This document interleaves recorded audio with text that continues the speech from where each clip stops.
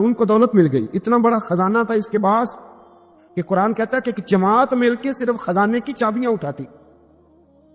یعنی یہ معاذ اللہ کوئی گپ نہیں، یہ قرآن مجید نے بیان فرمایا کہ ایک جماعت مل کے صرف خزانے کی. تو حضرت سیدنا موسیٰ علیہ السلام نے کہا زکوٰۃ دو. زکوٰۃ کے معاملے میں لوگ ہیل و حجت سے کام لیتے، غریب ہو جاتے. اس کو کہا زکوٰۃ دو، تو کہنے لگا آپ کی تو میرے مال پہ نظر ہے. اب نے فرمایا تو بڑا بیوقوف ہے، مال تجھے اللہ نے دیا ہے نا، اللہ کے راستے میں دے.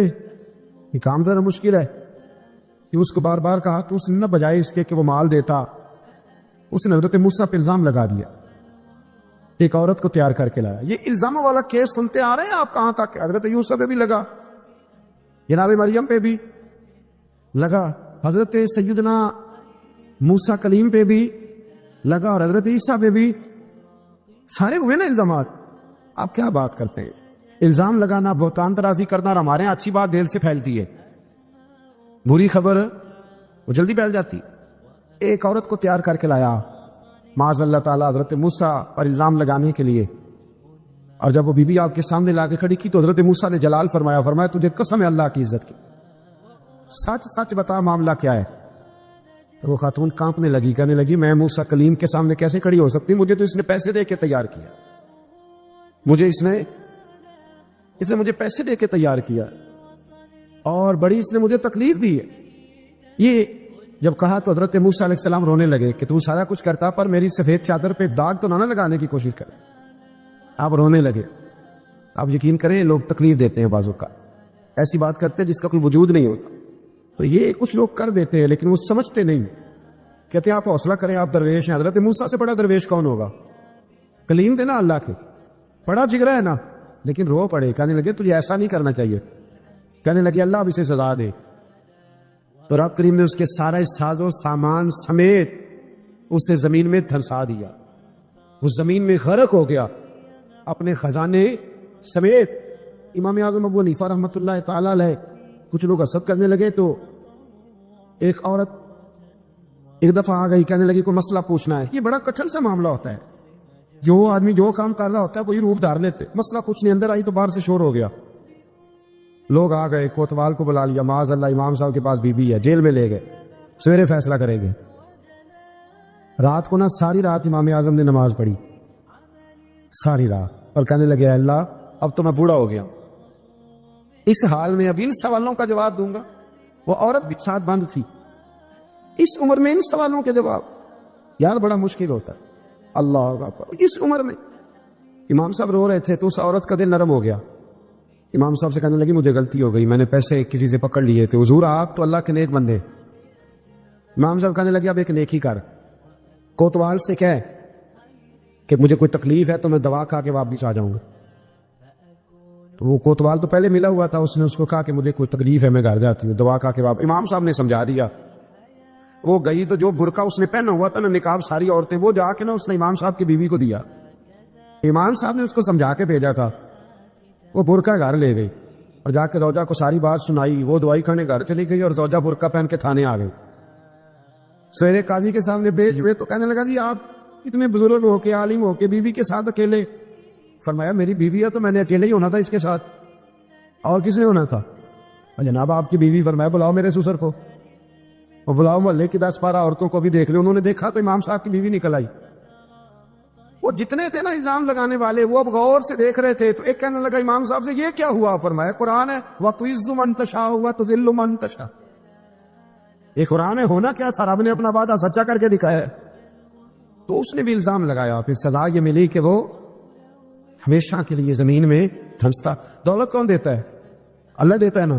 تو اگر اللہ کہے تھوڑی سی واپس بھی کرو، بندیاں دے خرچے بات جاندے دے، تھوڑی سی واپس مانگ لے تو ہاتھ تنگ ہو جاتا ہے. کہ خاتون نے ایک دفعہ مجھے پیغام دیا تو میں بڑی اس کی بات سن کے مجھے عجیب لگا. وہ کہنے لگی کہ دوسری جگہ میری شادی ہوئی ہے، مجھے طلاق ہو گئی تھی، تو مجھے ایک تانا روز سننے کو ملتا ہے، تو اتنی اچھی ہوتی تو وہاں نہ رہ لیتی. تو بھئی یہ کتانے والی بات ہے. تو ضروری ہے کہ بیوی غلط ہوتی ہے تو طلاق ہوتی ہے. اللہ کے محبوب علیہ السلام کی 2 صاحبزادیوں کو ابو لہب کے 2 بیٹوں نے طلاق بھیج دی تھی. کس کی غلطی تھی؟ تو آپ کیا کہہ سکتے ہیں یہاں کیوں طلاق پہ اتنی جلدی بات تھوڑی کر دیں گے آپ. تھوڑی احتیاط فرمائیں بولنے. حضرت عبداللہ ابن عباس فرماتے ہیں میرے نبی پاک علیہ السلام نے میری تربیت فرمائی اور محبوب پاک علیہ السلام نے فرمایا عبداللہ یاد رکھنا، یہ نوجوان دوست میری بات لکھ لیں، پریشان لوگ میری بات لکھ لیں، جن کے پاس قوت فیصلہ نہیں وہ اس بات کو لکھ لیں. حضرت عبداللہ ابن عباس فرماتے ہیں میرے نبی پاک علیہ السلام نے مجھ سے فرمایا تھا عبداللہ سن، اگر ساری دنیا مل کے تیرا کوئی نفع کرنا چاہے کر نہیں سکتی جب تک میرے رب کی رضا نہ ہو، اور فرمایا ساری دنیا مل کے تیرا کچھ بگاڑنا چاہے تو عبداللہ بگاڑ نہیں سکتی جب تک رب کریم کی حکمت کا تقاضا نہ ہو. لوگوں سے ڈرنا، لوگوں کی طرف دیکھنا، ماحول دیکھ کے اپنے راہ کا تعین کرنا، ہر بندے کے خیالات کے مطابق ڈھلنے کی کوشش کرنا، فلانا نہ ناراض ہو جائے، فلانا نہ ناراض ہو جائے، وہ جس نے ہونا ہو جائے، بس رب رسول ناراض نہ ہو. اپنی زندگی میں اپنے مالک کو مولا جان کے، بل اللہ مولاکم، اللہ تمہارا مولا ہے، وہو خیر الناصرین، وہ بہترین مددگار ہے. توجہ جب بھی کریں رب کی جانب کریں، اپنے دل کا قبلہ درست رکھیں، سوچوں کے زاویے سیدھے رکھیں. میرے بھائی مالک جب بندوبست کر دے نا، جب مالک بندوبست کرتے پھر ایسا بندوبست کرتا ہے کہ لوگوں کے پاس نا چارہ نہیں رہتا. حضرت مریم رضی اللہ تعالی عنہا پاک باز تھی، مسجد میں رہی تھی، پر مالک کی حکمت کے تقاضے بڑے عجیب ہے نا. پھر جناب مریم کو اللہ تعالیٰ نے بغیر شوہر کی اولاد عطا کر دی. یہ بات یہ ایسی تھی، کسی نے کہا تھا کہ مخلوق تو فنکار ہے اس درجہ کے پل بھر میں سنگے در کعبہ سے بھی اسنام تراشے، تم کون ہو کیا چیز ہے داغے کبابی. لوگوں نے تو مریم پہ بھی الزام تراشے. تو لوگوں نے کہا کدھر سے لے آئی بچہ، تیرا باپ تو ایسا نہیں تھا، کہاں سے لے آئی؟ اللہ کرے میں آپ کو سمجھا سکوں، ذرا اپنے آپ کو وہاں کھڑا کریں کہ ایک پاک باز عورت، پاک باپ کی بیٹی، طیب ماں کی بیٹی، اور اللہ کے گھر میں پرورش پانے والی خاتون، ایک وہ وقت اور ایک یہ وقت کہ اس عورت کو کٹہرے میں کھڑا کر کے پوچھا جا رہا ہے کہ معاذ اللہ تیری گود میں بچہ جائز نہیں ہے، کہاں سے لائی ہے؟ اب خود سے صفائیاں بندہ کتنی کو دے، کتنی کو وضاحتیں کرے.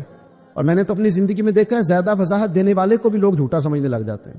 زیادہ وضاحت دینے پر بھی لوگ کمزوری کا اظہار سمجھتے ہیں کہ کمزور پڑ گئے.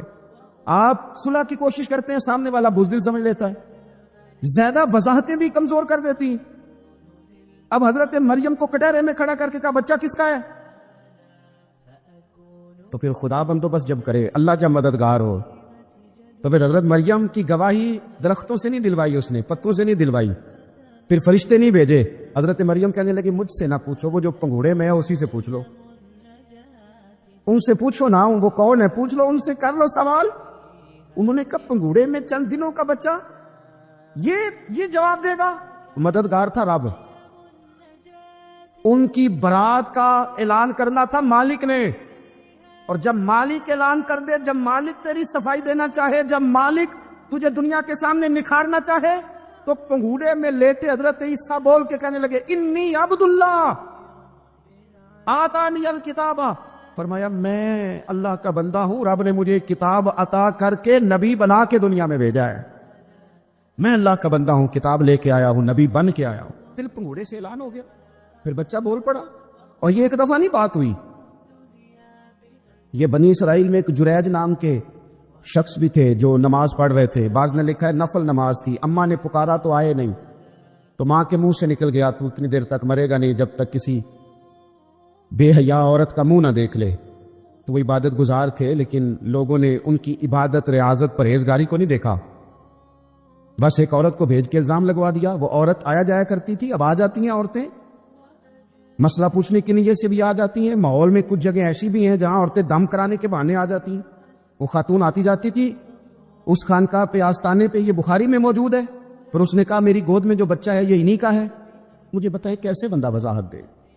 حالات خراب ہو گئے، لوگ کٹیا جلانے لگے، ماحول اور طرح کا بن گیا. میرے نبی پاک علیہ الصلوۃ والسلام فرماتے ہیں پھر اس رب کے بندے نے کہا مالک تو کریم ہے، تیری مشیت کا تقاضا آیا جو میری ماں نے جملے بولے تھے، پر اب میں وضاحت دینے کے قابل نہیں رہا، اب تو ہی کرم کرے گا تو دروازہ کھلے گا. تو وہ چند دنوں کا بچہ پنگوڑے میں بول کے کہنے لگا میں اس درویش کا نہیں، میں تو فلانے چرواہے کا بچہ ہوں، وہ جو بکریاں چراتا ہے. رب کی مدد کو پکاریں، اپنے ساتھ اپنے مالک کی مدد کو شامل کریں. تھوڑے رزق پر بھی گزارا اچھا ہونے لگ جائے گا. سارے لوگ آپ کو گرانے کی تدبیریں کر رہے ہوں گے اور مالک آپ کو عزتیں عطا فرما دے گا. اس کی بارگاہ سے حکمت کا تقاضا اور ہو جائے گا. ہم نے ساری زندگی لوگوں کو راضی کرنے میں گزار دی. ساری زندگی بڑھاپا آ گیا بچوں کو پالتے, اور بچوں نے آخری عمر میں کہہ دیا ابا اگر کوئی ڈھب کا کام کر لیتے تو آج ہمارے دن بھی پھر نہ جاتے. ساری زندگی گزار دی بہن بھائیوں کو راضی کرنے میں, ساری زندگی گزار دی ذمہ داریاں اٹھانے میں. ان کو 99 دفعہ دیا, ایک دفعہ نہیں دیا تو انہوں نے کہہ دیا تو نے تو کبھی دیا ہی نہیں, تو تھا ہی نہیں. ساری زندگی محلے داروں علاقے والوں کو راضی کرنے میں گزار دی. اور میں نے ایسے لوگ بھی دیکھے دین کے لیے وقت گزارا, لیکن جب بڑھاپے میں دانت کام نہ کرتے تھے تو وقت کے مفتیوں کو بھی مسجدوں کی کمیٹیوں نے کہہ دیا اب آپ کی سمجھ نہیں آتی, ہم نے خطیب کو اور رکھنا ہے. نہ دیکھو دنیا کی طرف, دنیا رلا دیتی ہے. نہ راضی کرو بندوں کو, بندے تھکا دیتے. نہ پیچھے بھاگو ہر وقت دنیا داروں کے, یہ انسان کو کمزور کر دیتے ہیں. وہ تو کریم ہی بڑا ہے, 2 آنسو زمین پر بعد میں گرتے ہیں, بندے کے گناہ سارے پہلے معاف فرما دیتا ہے. اللہ کی مدد کا حصول, اپنے مالک کی مدد کی طرف بڑھنا. آپ کو بدر کی جنگ بھی یہی درس دے گی, آپ کو احد کا میدان بھی یہی سبق دے گا, فتح مکہ بھی یہی سبق دے گا. میرے دوستو, جب رب مدد فرمائے, جب اللہ مددگار بنے. دوستوں سے ایک بات اکثر کرتا ہوں, میں کہتا ہوں کہ جتنے درد سے آپ امیر کو اپنی کہانی سناتے ہیں نا, اور جس طرح آپ کے آنسو بات کرنے سے پہلے گر جاتے ہیں کہ غریب ہیں, بچیاں ہیں, کاروبار نہیں, او میرے سنگیو, اس سے آدھے آنسو اپنے رب کی بارگاہ میں بکھیرو, اس کے حضور عرض گزار ہو جاؤ, اس سے طلب کرو. ایک وقت انسان پر زندگی میں ایسا آتا ہے کہ اسے یوں محسوس ہوتا ہے کہ میرا سایہ بھی طرح سے پیچھے ہٹ گیا ہے. اسے یوں لگتا ہے کہ میں کسی سہارے پہ ہاتھ ڈالتا ہوں تو وہ بھاگ جاتا ہے مجھ سے. لیکن مالک کی بارگاہ ایسی عظیم بارگاہ ہے, رب رسول کے آستانے اتنے بڑے ہیں کہ آپ جب وہاں کشکول طلب دراز کرتے ہیں تو جھولی پھیلانے میں دیر لگتی ہے, ان کو بھرنے میں تو کوئی دیر نہیں لگتی. ہم نے اپنا سوچ کا قبلہ ہی دنیا کو بنا لیا ہے. یہ جو اللہ والوں کی مدد ہے یہ تو ہے نا اللہ ہی کی مدد ہے, لیکن یہ جو سیٹھوں کی طرف توجہ کرنا, نوابوں کی طرف توجہ کرنا, دنیا داروں کی طرف توجہ کرنا, اور اپنا مزاج اس طرح کا بنا لینا, یارو گردن کو جھکا دیتا ہے خیرات کا پتھر. جہاں میں مانگنے والوں کے سر کبھی اونچے نہیں ہوتے. اور اقبال کہتے ہیں غیرت ہے بڑی چیز جہان تگ و دو میں, پہناتی ہے یہ فقر کو تاج سردارا.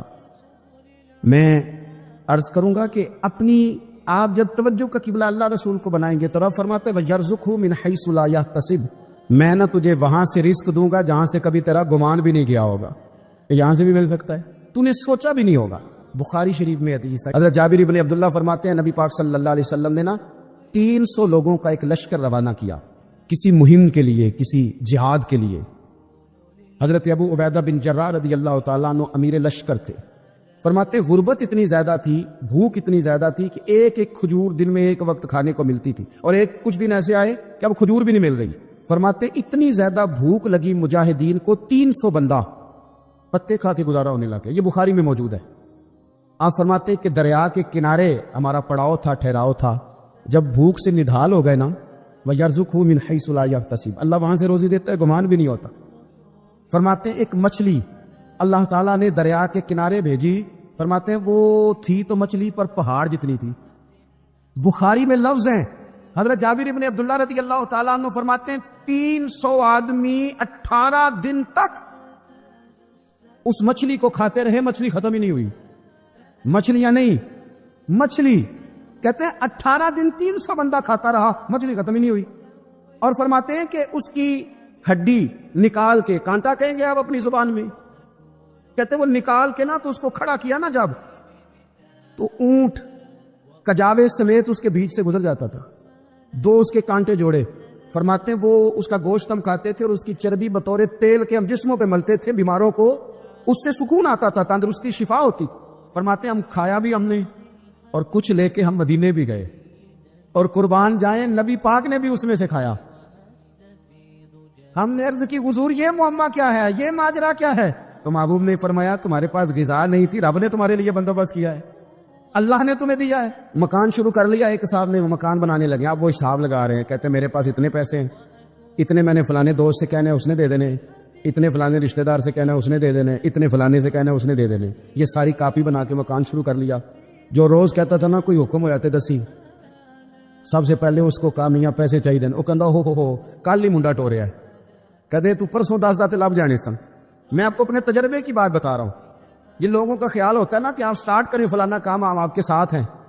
اللہ کا ہی کوئی نظام ہے, وہ بالکل بھی نہیں ساتھ ہوتے. لیکن ایسا نہیں ہے کہ کوئی ساتھ نہیں ہوتا, اللہ تعالیٰ بڑے اسباب پیدا کرتا ہے, وہاں سے دیتا ہے جہاں سے گمان بھی. ہمارا یہ ذہن بن جاتا ہے ہم ساری اپنے حساب سے چلتے, اتنے رشتہ داروں سے اتنے, کون آپ کے ساتھ چلے گا, سوال ہی نہیں پیدا ہوتا. یہ سارے کام چھوڑ کے سب سے پہلے 2 رکعتیں پڑھو, اپنے رب کی بارگاہ میں, رسول کائنات کی بارگاہ میں گزارشات اور استغاثے پیش کرو, وہاں سے خیر طلب کرو. دنیا دار کیا دیں گے, کیا دے سکتے ہیں, کیا حیثیت ہوتی ہے کسی. اللہ کہتا ہے وہاں سے دوں گا. تو جو اللہ مال دے وہ لینا چاہیے کہ رشتہ داروں کا مال دیکھنا چاہیے؟ جو اللہ دے وہ لینا چاہیے کہ سیٹھوں نوابوں کی جیبیں دیکھنی چاہیے؟ جو اللہ دے وہ قبول کرنا چاہیے یا دیکھنا چاہیے کون سا آدمی کہاں پہنچ گیا؟ چھوڑو, اپنی مرٹی پہ چلنے کا سلیقہ سیکھو. کسی کے سنگ مرمر پہ چلو گے تو پھسل جاؤ گے. مدد اللہ سے چاہیں, اپنی توجہات کا مرکز رب رسول کی ذات پر بنائیں, پھر آپ محسوس کریں گے کہ بڑی جلدی اللہ تعالیٰ کی مدد آنے لگی ہے. کبھی آپ صرف کہہ دیں نا میرا رب میرے ساتھ ہے, اس لفظ میں اتنی طاقت ہے کہ دشمن ویسے زہر ہو جاتا ہے. زندگی میں کسی سے بھی لڑائی ہو, اچھی طرح سوچ لیں کہ اللہ اس طرف ہے یا اس طرف ہے. اگر آپ زیادتی پہ ہیں تو پھر رب مظلوم کی جانب ہے. اگر اللہ کی مدد آپ کے ساتھ ہے تو دنیا کی کوئی طاقت آپ کو گرا نہیں سکتی. اور اگر آپ مظلوم کے مقابلے میں ظالم بن کے آپ کھڑے ہو گئے ہیں اور آپ نے رویہ وہ اختیار کیا ہے کہ جس میں مدد نہیں آئے گی, تو پھر یاد رکھ لیں کہ آپ کوئی بھی ہیں, کہاں بھی ہیں, آپ کمزور ہیں. طاقتور تھے ابتدائے اسلام میں, ظاہری طاقت تھی کفار مکہ کے پاس, وہ ڈنڈوں سے مارتے تھے غریبوں کو, ان کے ہاتھوں میں ڈنڈے تھے, پر خدائی طاقت ان مظلوموں کے ساتھ تھی. صاحب زرقانی نے لکھا ہے حضرت زنیرہ رضی اللہ تعالیٰ عنہ ایک لونڈی ہیں, غریب ہیں, ماڑے دا کی کام محمد نہ سجانا یا رونا, غریب سادی بی بی اور لونڈی کنیزہ, ایک مشرک کی کنیزہ تھی, انہوں نے کلمہ پڑھ لیا. وہ ڈنڈوں سے مارتا, دروں سے مارتا, تکلیف دیتا. حضرت زنیرہ رضی اللہ تعالیٰ عنہ کو اتنا مارا, اتنا مارا. اب آپ ایک اور پہلو پر بھی غور کریں, مار بھی پڑ رہی ہے پر خدا ادھر ہی ہے, اللہ کی مدد ادھر ہی ہے. رب کہتا ہے کہ پہلے تو صبر کرنا, ان اللہ مع الصابرین, تو صبر کرے گا تو پھر رب کی میت ملے گی. ذرا ٹھہرنا, تو تھوڑا ڈٹنا. ان الذین قالوا ربنا اللہ ثم استقاموا تتنزل علیہم الملائکہ, تو کہے اللہ میرا رب ہے, پھر تو پہلے ڈٹ, پہلے تو نے ڈٹنا ہے. ثم استقاموا, جو ڈٹ گیا, تتنزل علیہم الملائکہ, ڈٹنے والے کے لیے مدد آتی. پہلے تھوڑا ٹھہرنا پڑتا ہے, پہلے تھوڑا صبر کرنا پڑتا ہے, حوصلہ کرنا پڑتا, اس کے بعد مدد آتی. مار پڑ رہی ہے, مارا جا رہا ہے. حضرت زنیرہ کو ان کا مالک جو ہے ظاہری آقا وہ مار رہا ہے, یہ کنیزہ ہے, اتنا مارا, اتنا مارا, ان کی بینائی چلی گئی, نظر آنا بند ہو گیا. ابو جہل آیا اور کہنے لگا زنیرہ دیکھا نا ہمارے بت تیری آنکھیں لے گئے, معاذ اللہ, لات و منات ہمارے بتوں نے تجھے اندھا کر دیا.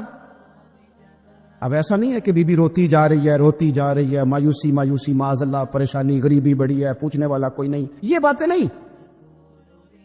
کیا جملے ہیں خاتون کے, کیا لفظ ہیں. ابو جال نے تنزیہ کہا, معاذ اللہ, کہنے لگا دیکھا نا ہمارے بتوں نے تجھے اندھا کر دیا. تو جناب زنیرہ آنکھوں کی بینائی گئی ہے, رات کو گئی ہے, دکھ ابھی تازہ ہے, لیکن اللہ پہ جو توکل ہے, اپنے مالک سے جو رشتہ ہے وہ اتنا مضبوط ہے, اتنا طاقتور ہے, اس میں اتنی گہرائی ہے کہ حضرت زنیرہ بول کے نا اتنی قوت سے بولی, اتنی طاقت سے بولی کہ پورے کفر پر لرزہ طاری ہو گیا. فرمانے لگی تمہارے پتوں کی کیا اوقات ہے کہ میری بینائی لے جائیں, یہ میری رب کی حکمت کا تقاضا ہے. جب تک اس نے چاہا زنیرہ دیکھتی رہی, اور جب اس نے چاہا زنیرہ کی آنکھوں کی بینائی چلی گئی, اور اگر وہ چاہے گا نا تو بینائی واپس بھی کر دے گا. اگر ہو ذوق یقین پیدا تو کٹ جاتی ہیں زنجیریں, اگر وہ چاہے گا تو بینائی آ بھی جائے گی. حضرت زنیرہ نے رات کو یہ لفظ کہے, ابو جال اور سارے کفار ڈر کے سن کے چلے گئے. آپ اطمینان سے آ کے بستر پہ سوئی، جب سویرے اٹھی تو اللہ نے آنکھوں کی روشنی واپس کر دی تھی. آنکھوں کی اب چھڑی پکڑی ہے، بازاروں میں گھومتی ہے، کہتے ہیں بلاؤ کدھر ہے تمہارے لات و منات، دیکھو میرے رب نے روشنی واپس کر دی. آ کر میں نے ساتھی ادھر آ ستم کر ہنر آزمائے، تو تیر آزما ہم جگر آزمائے. بیمار لوگوں یاد رکھو، کہہ دیا ڈاکٹر نے کہ تو بڑا بیمار ہے، تو بڑا کمزور ہے، یہ ہو گیا وہ ہو گیا، تو ڈاکٹر اپنے علم کے مطابق بات کر رہا ہے. ہوگا تو وہ جو میرا رب چاہے گا.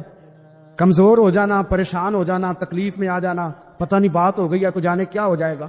اپنی زندگی کے اندر اپنے رب سے رشتہ مضبوط کرے، رسول کائنات سے رشتہ مضبوط کرے، اللہ والوں سے رشتہ مضبوط کرے. حضرت زنیرہ نے پیغام دیا کہ زندگی میں جو جینا چاہتے ہیں تو وہ رب کا نام لے کے جی سکتے ہیں، جو اپنی زندگی میں خوشیاں دیکھنا چاہتے ہیں تو رسول اللہ کے نام پر خوشیاں دیکھی جا سکتی ہیں. توکل کی بنیاد پر بندہ خوشیاں لے سکتا ہے. اور اگر انسان میں توکل نہیں ہے تو پھر وہ اس کالے جادو سے بھی ڈر رہا ہے، وہ نیلے سے بھی ڈر رہا ہے، وہ پیلے سے بھی ڈر رہا ہے، وہ فلانے سے بھی ڈر رہا ہے، وہ میرے خلاف فلانا رشتہ دار سازش کر رہا ہے تو ڈر رہا ہے، فلانا میرے بارے میں یہ کر رہا ہے تو ڈر رہا ہے، وہ پتہ نہیں دنیا ادھر ہو جائے گی تو کیا ہو جائے گا، اٹھ باندھ کمر کیوں ڈرتا ہے. پھر دیکھ خدا کیا کرتا ہے. تو اس ساری گفتگو کا نچوڑ آپ کو یہ عرض کیا ہے. سب سے پہلے تو یہ کہ میدانوں میں مدد بھی اللہ کی، رزق میں مدد بھی اللہ کی، فصلیں خشک ہوں تو مدد پھر بھی اللہ کرے تو پھر ساری مدد، اور اگر انسان بیمار ہو تو پھر بھی مدد اللہ کی. تو اپنے اللہ کی جانب توجہ کو بڑھائیں، آپ اللہ سے مدد کے سوالی بنیں. ترمذی کی ایک حدیث ہے، میں آپ کو زندگی کا تجربہ بتاتا ہوں کہ جب میں بڑا پریشان ہوتا ہوں تو یہ والی روایت کھول لیتا ہوں، مزہ دیتی ہے. میرے نبی پاک علیہ السلام نے فرمایا اپنے دکھ سیٹھوں نوابوں کو نہ کہنا، مالداروں کا نہ کہنا، ورنہ اللہ تمہیں کبھی غنی نہیں کرے گا. فرمایا اپنے دکھ اپنے رب کی بارگاہ میں عرض کرنا، جلدی کرے یا دیر سے کرے اللہ تمہیں لوگوں سے بے نیاز کر دے گا، اللہ تمہیں غنی کر دے گا. رات کو بیٹھو نا اس کی بارگاہ میں. امام غزالی سے کسی نے پوچھا تھا، امام غزالی سے، کہ حضور اللہ کا بندے سے راضی ہونا کمال ہے یا بندے کا اللہ سے راضی ہونا کمال ہے؟ تو امام غزالی مسکرائے، فرمانے لگے رب تو بڑا ہی مہربان ہے، وہ تو بڑی جلدی راضی ہو جاتا ہے. وہ تو مسجد میں آ کے توبہ کرے تو اللہ راضی، کسی یتیم کے سر پہ ہاتھ پھیرو تو اللہ راضی، وہ تو کسی اندھے کو رستہ دکھایا تو اللہ راضی ہو گیا، وہ تو طوائف نے کتے کو پانی پلایا تو اللہ. امام صاحب فرمانے لگے یہ بندہ ہے جو اللہ سے راضی نہیں ہوتا. جس کے پاس اولاد نہیں وہ کہتا ہے چلو ایک بیٹی مل جائے تو میں راضی ہوں، بیٹی مل گئی تو کہتا اب ایک بیٹا بھی ملے تو پھر راضی ہوں، پھر کہتا ہے یہ دونوں اچھی تعلیم حاصل کر لے تو پھر میں راضی ہوں، پھر کہتا ہے یہ بہت زیادہ پیسے کمائے تو پھر میں راضی ہوں. بہرحال راضی ہوتا، لیکن جو راضی ہو جاتا ہے نا، اللہ اکبر، جو اللہ سے راضی سکھی بڑا رہتا ہے، سکون میں بڑا رہتا ہے، مطمئن بڑا رہتا ہے. جو سمجھ لیتا ہے نا کہ جو میرے رب نے بہتر سمجھا وہ میرے اللہ نے مجھے. میں کبھی کبھی سوچتا ہوں کہ یار حضرت بلال حبشی نے کوئی عہدہ نہیں مانگا ساری زندگی، انہوں نے نہیں کہا مجھے بھی ایک صوبے کا گورنر بناؤ میری بھی خدمات ہے، مجھے بھی وزیر خزانہ بناؤ میرا بھی کچھ بنتا ہے. ایک دفعہ نہیں کہا سیدنا بلال حبشی رضی اللہ تعالیٰ عنہ نے کہ میری بھی کوئی ڈیوٹی ایسی ہونی چاہیے کہ مجھے چلو سپہ سالار ہی بنا دیا جائے. ساری زندگی مسجد میں جھاڑو دیا تو اسی پہ راضی رہے، ساری زندگی محبوب کے مہمانوں کا لنگر پکایا تو اسی پہ راضی رہے، ساری زندگی میرے محبوب علیہ السلام کے بچوں کی نوکری کی تو اسی پہ راضی رہے، راضی بالرضا رہے. حضرت سیدنا موسیٰ علیہ السلام نے عرض کی کوہ طور پہ جا کے، مولا میری قوم پوچھتی ہے کہ کوئی ایسا کام بتا جو ہم کریں تو ہم سے راضی ہو جائے. حضرت موسیٰ کی قوم کا خیال تھا کہ تہجد کا حکم آئے گا تو پڑھیں گے، صدقات کا حکم آئے گا تو دیں گے، جہاد کی بات ہوگی تو کریں گے. کچھ جو نیک لوگ تھے ان میں سے انہوں نے یہ پیغام دیا کہ مالک ہمیں بتائے کہ وہ کس کام پہ راضی ہوتا ہے، ہم وہ کام کریں تاکہ اللہ ہم سے راضی ہو جائے. حضرت موسیٰ کلیم کہتے میں نے عرض کی مولا میری قوم پوچھتی ہے کہ کون سا ایسا کام کریں کہ تو راضی ہو جائے. تو رب کریم نے ارشاد فرمایا موسیٰ، کہتے میرا خیال تھا کوئی لسٹ ملے گی، لیکن مالک نے ایک جملہ کہا، ایک جملہ، اور تفسیروں کے دریا بہا دیے. عرش کے مالک نے فرمایا موسیٰ ان سے کہو جا کے کہ وہ مجھ سے راضی ہو جائے، میں ان سے راضی ہو جاؤں گا، مجھ سے راضی ہو جائے. بندے اللہ سے راضی پھر راضی ہوتے، اللہ کی رضا پہ راضی رہیں، مالک کے فیصلوں میں اپنے دل میں کوئی بوجھ محسوس نہ کریں، اپنی زندگی اللہ کے فیصلوں. دیکھیں نا، جو ماں باپ اللہ نے بڑے اچھے سمجھے وہ ہمارے لیے پسند کیے، وہ اللہ نے ہمارے لیے جو اس نے ہمارے حق میں بڑے، جو بہن بھائی، اللہ کرے آپ کو سمجھ آئے، جو بہن بھائی اس نے ہمارے حق میں بڑے اچھے سمجھے وہی بہن بھائی اس نے ہمیں عطا کیے. جس بیوی کو اس نے ہمارے گھر کے گلشن میں بہتر سمجھا اس کو لا کے اس نے ہمارے آنگن میں بٹھایا، اور جو اولاد اس نے ہمارے لیے باعث افتخار سمجھی، وہ اولاد اس نے ہمیں عطا فرمائی۔ حضرت نوح علیہ السلام کا بیٹا کافر ہو گیا، پر کسی جگہ انہوں نے شکوہ نہیں کیا کہ مالک یہ کافر کیوں ہوا۔ اللہ کے قبضے میں ہے نا دل، پھیر سکتے ہیں نا، مقلب القلوب ہے، لیکن حضرت نوح نے دعا اللہ کی رضا پر راضی رہے، سمجھو کہ میرے حق میں جو بہتر تھا مالک نے وہ چیز مجھے عطا کر دی۔ ہم یہ سوچتے ہی نہیں کہ ہمیں نہیں پتا ہمارے حق میں بہتر کیا ہے، ہمارے رب کو پتا ہے۔